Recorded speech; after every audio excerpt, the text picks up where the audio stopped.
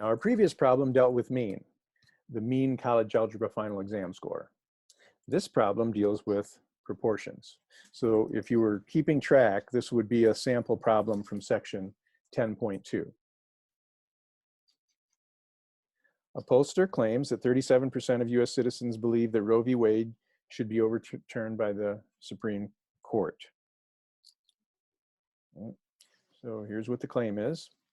And then in a random sample of 1,015 US citizens, 350 said that Roe v. Wade should be overturned. Here's the level of significance. I'll just write step 2 next to it.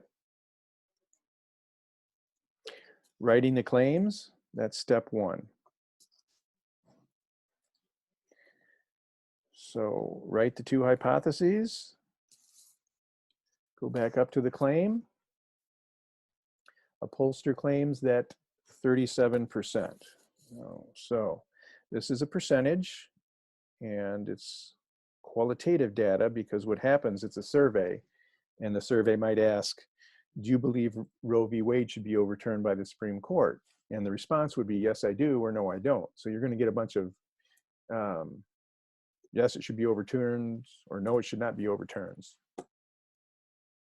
Proportion, 0.37.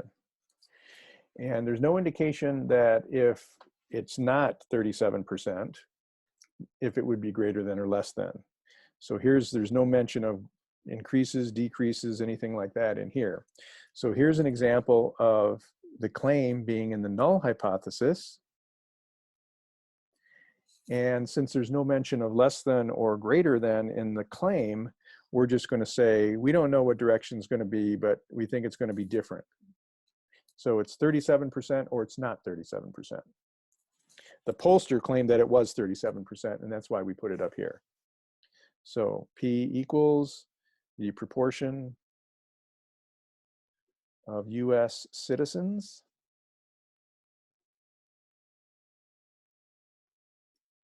that believe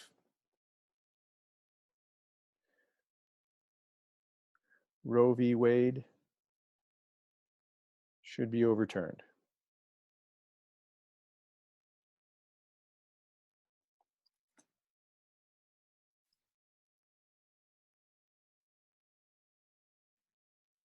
Step 1 completed.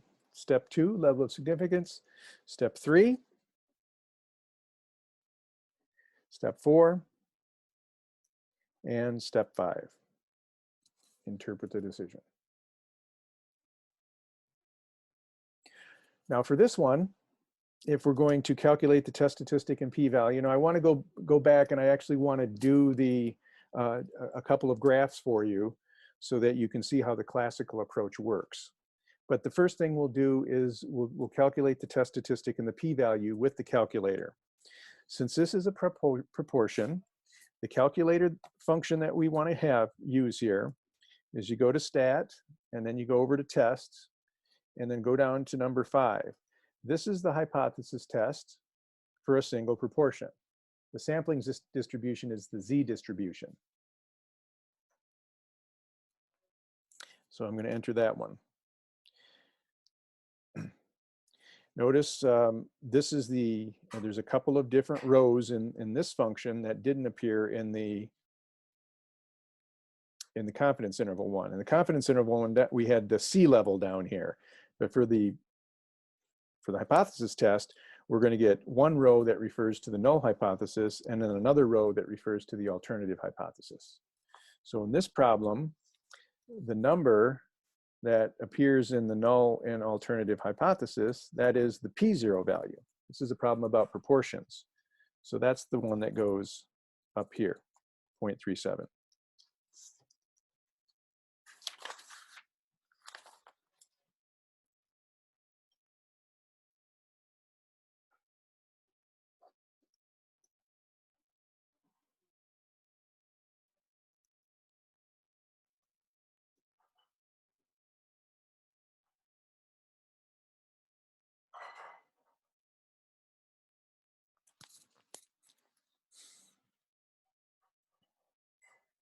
All right, so can I see it?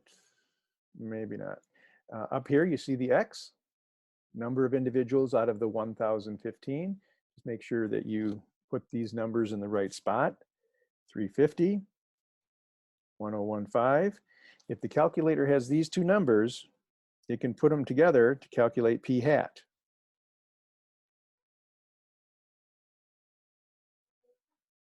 And it'll convert that into a nice decimal. I'll just do it right here just to see what we get. 350 divided by 1015. All right, so it's about 0.3482. Well, maybe I'll just call it 3. Gonna round at some point.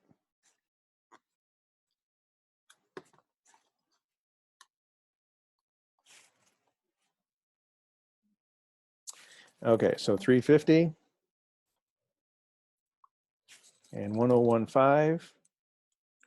And then notice how it says prop here. I guess it says prop just because it doesn't want to confuse you with all these different P's that appear in here. So this means the population proportion.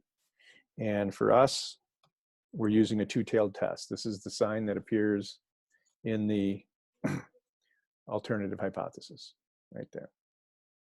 And we come down, calculate. If you want to draw, it'll actually draw shaded region under a normal curve.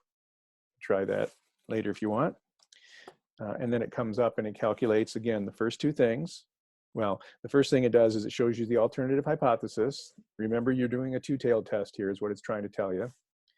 Here's the test statistic, and then here's the p-value.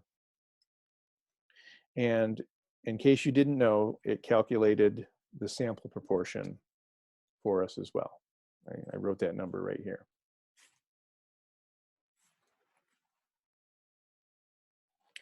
All right, the test statistic is the Z0 value, and it is negative 1.661.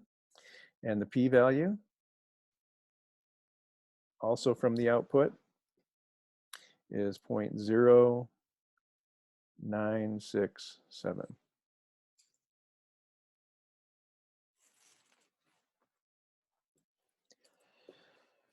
Okay, so decide whether to reject or not. I am going to go into the classical approach on this, but just for now, we have the p-value is 0.0967, and the alpha value is 0.05. And this decimal number is larger than this decimal number. So therefore, p is greater than alpha. And so since p is greater than alpha, this means that we are going to fail to reject the null hypothesis. And there's the decision. And finally, since we failed to reject the null hypothesis, we're saying that quite plausibly the null hypothesis could be true, but we're not showing evidence for the alternative hypothesis. So for this one, we're going to say there is not enough or insufficient evidence to reject the claim that 37% of US citizens believe that Roe v. Wade should be overturned.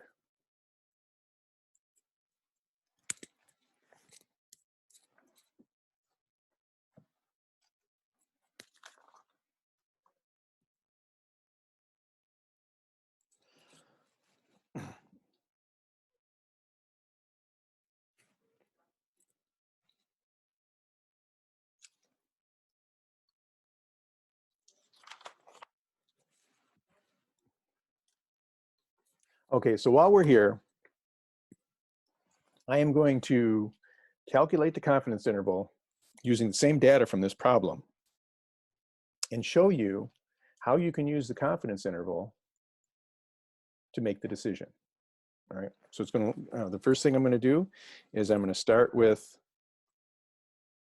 going over to the tests, and then I'm going to bypass the one prop z test, which is the function that we would use to calculate what we need for a hypothesis test, and go all the way down to the corresponding confidence interval function for the same scenario.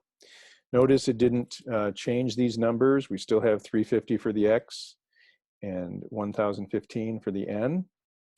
And then the c level should correspond to the alpha level. So remember that the relationship between alpha and c is this. So if alpha is 0.05, as it is in this problem, then the c value must be 0.95. So 1 minus 0.95 is going to be your 0.05. So if we're going to use a confidence interval in order to make the decision here, we have to have the c level that corresponds to the alpha level. So if your c level is not 0.95, put it there. All right, I'm going to go calculate. And then I'm going to write this down.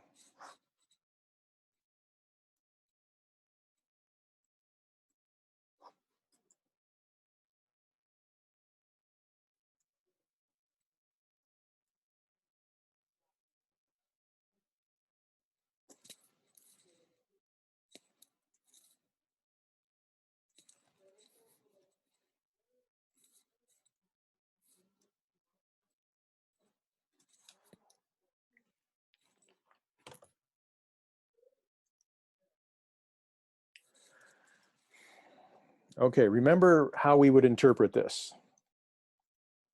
We would interpret this as we are 95% confident that the true population proportion of US citizens that believe Roe v. Wade should be overturned by the Supreme Court is somewhere between 31.6% and 37.4%.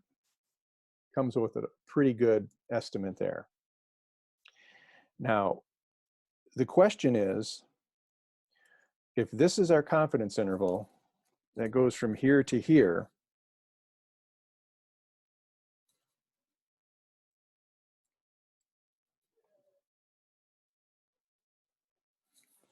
if the null hypothesis is in here, the number, if the p0, you know, where is it? If p0 is in here, then p0 was captured by our confidence interval, and this would give us support for the null hypothesis.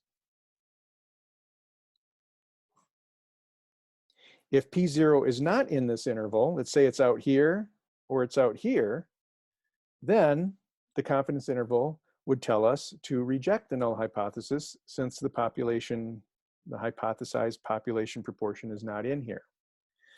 So the null hypothesis is that the population proportion is 0.37. The alternative is that it's not.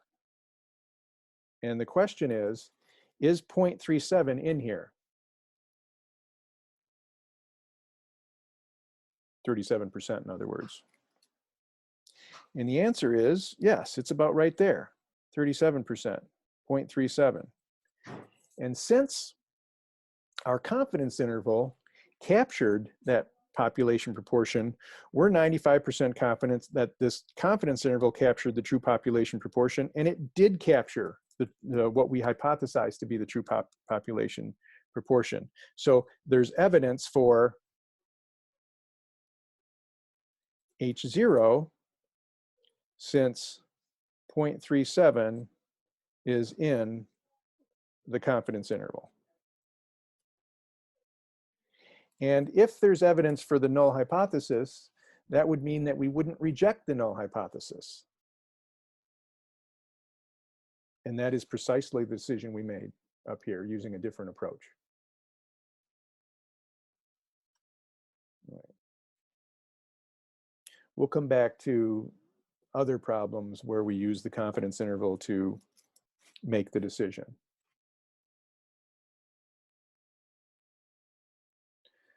All right, now I want to move to the classical approach. Again, same problem, but the classical approach. This is the one where we draw these graphs. So I think I included a worksheet that has a couple of normal curves. This first one, you'll notice that it has the z-scale here. So this is the z distribution.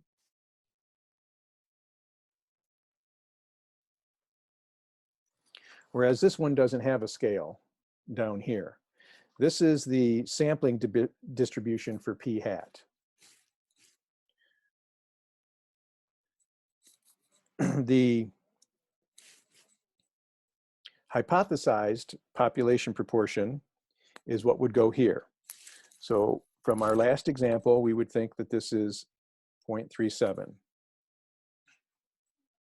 And let me just refresh your memory by writing the hypotheses over here.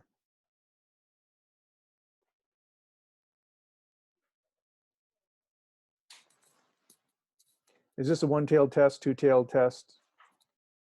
If it's a one-tailed test, is it one-tailed left, one-tailed right? Go ahead and write your answer in the chat. Left-tailed, right-tailed, two-tailed.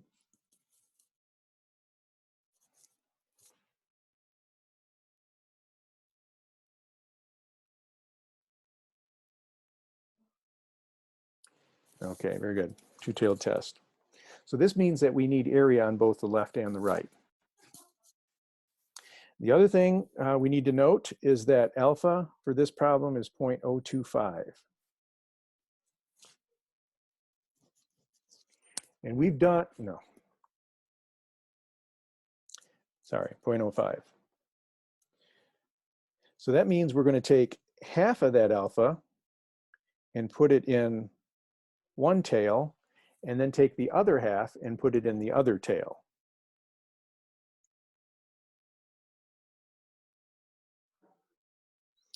All right, here, let me draw these here.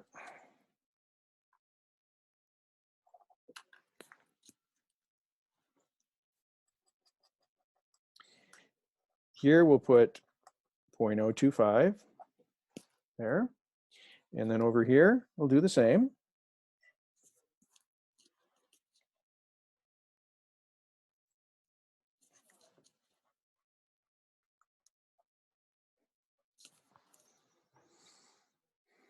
And hopefully you remember how to find these numbers. Negative 1.96 and 1.96. You've probably done this calculation, maybe in a different context, but this is known as the critical value. This also is a critical value. For a two-tailed test, there are two critical values, one on the left and one on the right.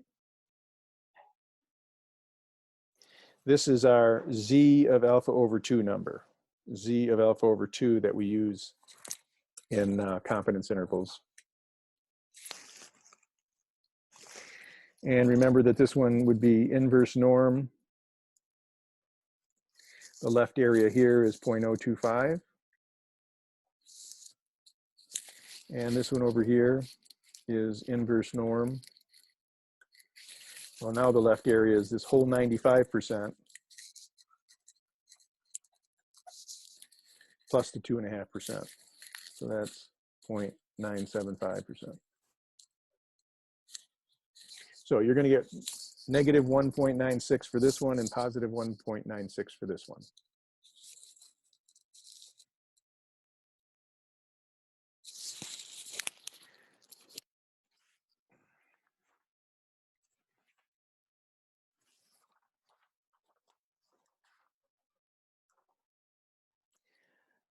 Identify the sampling distribution, the Z distribution. Sketch a graph of the sampling distribution. There it is. Identify the reject and do not reject region. I think we've drawn this picture several times. And in here is the do not reject region.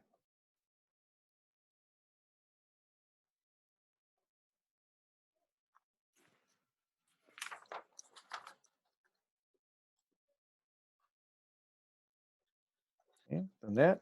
Find the critical value.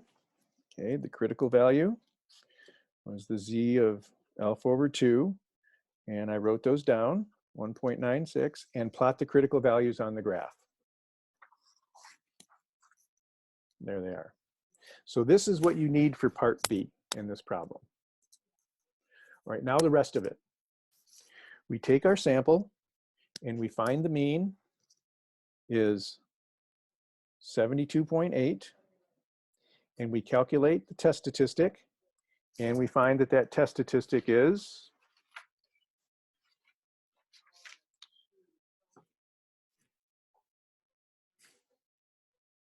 now, is that right?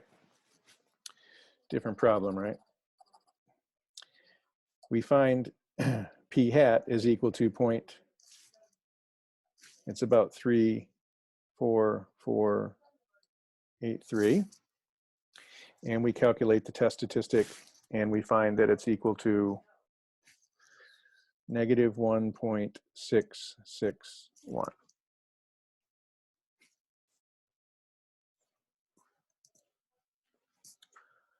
Now this is another z value. So what we're going to do with this value is we're also going to plot it on the same scale where we plotted the critical values.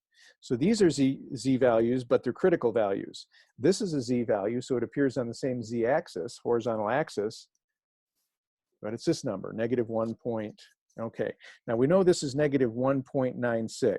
So right about here is negative 1.661, our test statistic.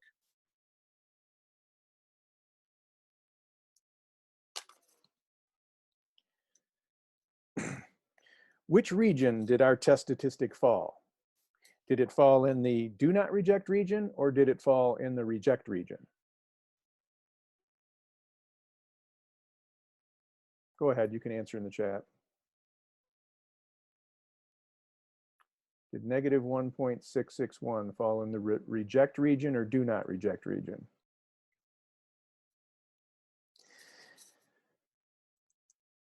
Okay, very good. It's in the do not reject region because it's in this, between these two lines in the sand here. It's in here. So the decision would be do not reject the null hypothesis. This is how you use the classical approach.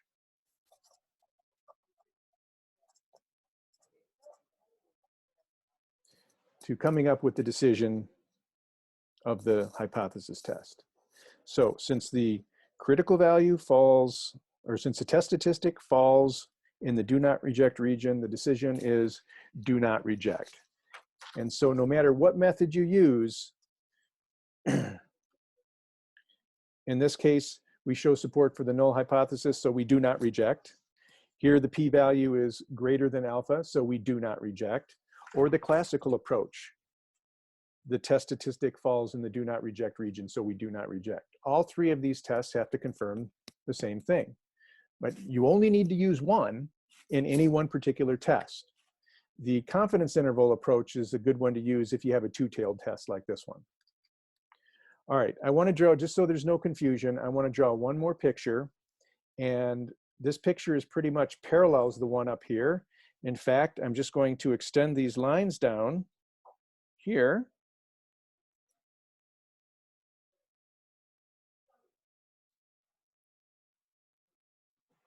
And draw the alpha just as I did above.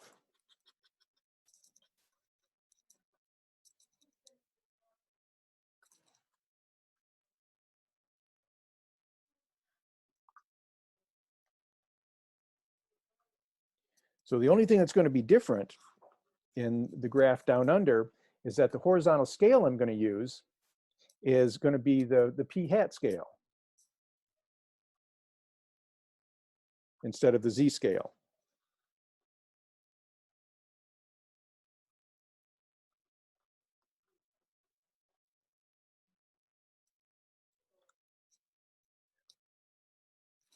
Now, instead of using inverse norm 0.975 with a mean of 0 and a standard deviation of 1, which is what I used above, instead I have to use the mean of the sampling distribution for p-hat, is the assumed population proportion. And then I have to use the standard error. And I don't think we calculated the standard error anywhere. So I'm going to have to do that. The standard error is P times Q, or P hat, or P0 times Q0, which is 0.63. And then we're going to divide by the sample size. And what was the sample size on this one? I think it was 1015. And this one over here would be inverse norm 0.025 with the same mean of the sampling distribution for p hat and the same standard error term. P0, 1 minus that is Q0 divided by N. All right. Let me just quickly get the calculator out and calculate that. Distribution, inverse norm, 0.025, comma, 0.37, comma, and then the standard error term is the square root of 0.37 times 0.63 divided by 1015. All right, there's the lower one. And if I change the 0.025 to 0.975, I get the upper. Oops. Oops.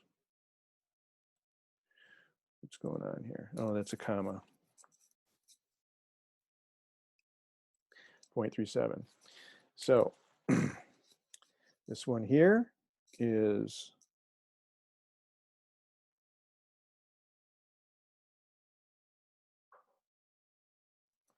I forgot what the other one was. So let me get it on the screen. Here it is. 36.97. And this one over here is 37.03.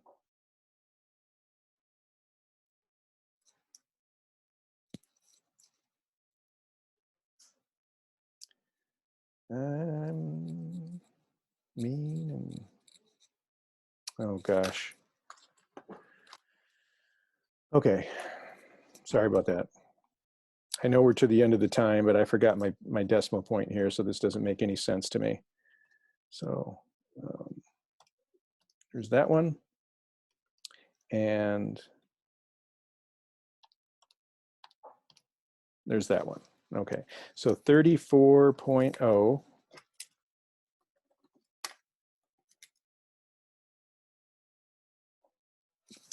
and 0.3997 right there. And then what I wanted to point out was that the sample proportion was 0.34483, and that's just a little bit larger than 0.340. It's about right there. And notice that that value is the same as the negative 1.66. But if you draw this picture, you still see that our sample proportion falls within the do not reject region. So the decision would be to do not reject the null hypothesis. Okay, that's good for today. I will put together these lecture notes and put those up on the D2L site. I'll also make some videos of what we've done today. And maybe I'll pull in some from my other class as well to give you some additional examples. And then you can look at that later. I'll probably have some more to say about the next upcoming quiz. It's probably going to be over parts of the chapter 10 that we've gone through. So I'll let you know of the format of that as well. I'll also grade your exams or your quizzes, get that grade up online so you can see that. It'll take me a couple of weeks or so to get through all the projects. So, okay, class is ended. Thank you all. Have a great weekend. Stay safe. Stay socially distanced.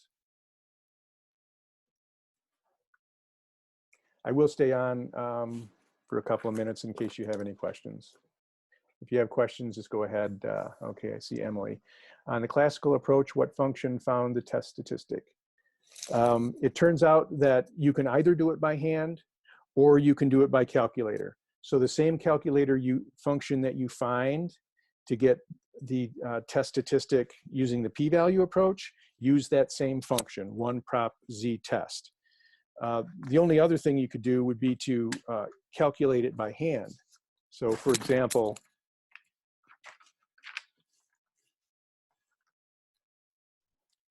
in this case, to get this number, where did I write it? Did I write it anywhere? It was negative 1.661. Oops. To get that critical value, or to get that test statistic right there. That was the output of the calculator function. If you wanted to calculate it by hand, you would just use this test statistic formula.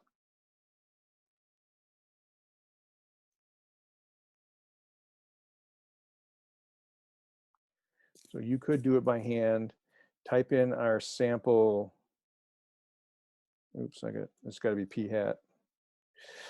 Type in our sample proportion, 0.34483, and then subtract the hypothesized population proportion.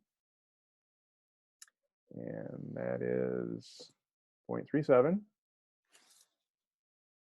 And then we would divide by 0.37, the standard error term here. But we're going to use as the p what the p0 value that appears in the null hypothesis, times 0.63 divided by the 1015. So we might have some rounding error, but let me just show you that if you do calculate this, you will get the negative 1.661. So I'll do it all in one row. 0.34483 minus 0.37. All right, that's in the numerator.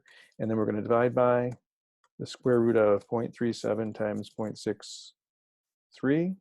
Oops. Divided by 1015. All right, so numerator and denominator. That should do it. All right, so you can see there's a little rounding error, but it's fairly close. So to avoid having to do this, even if you're doing the classical approach, use the calculator function because it'll give you the test statistic. It'll calculate the negative 1.661 for you.